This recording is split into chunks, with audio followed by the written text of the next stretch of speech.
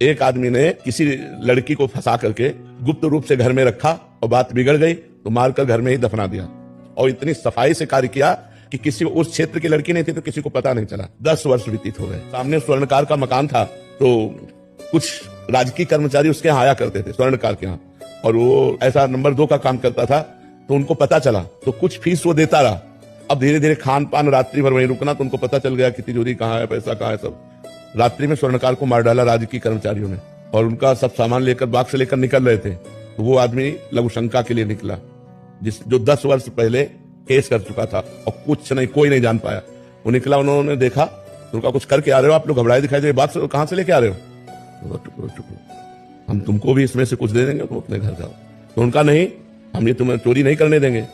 तो उसने कहा हम चोरी नहीं किया, हम उसको मार के भी आ रहे हैं, अगर तुम्हें चैन से जीना है तो इसमें कुछ हिस्सा ले लो और जाओ। तो उसने कहा बिल्कुल नहीं ले सकते, हल्ला मचा रहे हैं। बोले मचाओ हल्ला। उसने हल्ला मचा दिया तो उसने उसको पकड़ लिया, हल्ला मचाने वाले को, और कहा अब भाग के कहां जाएगा?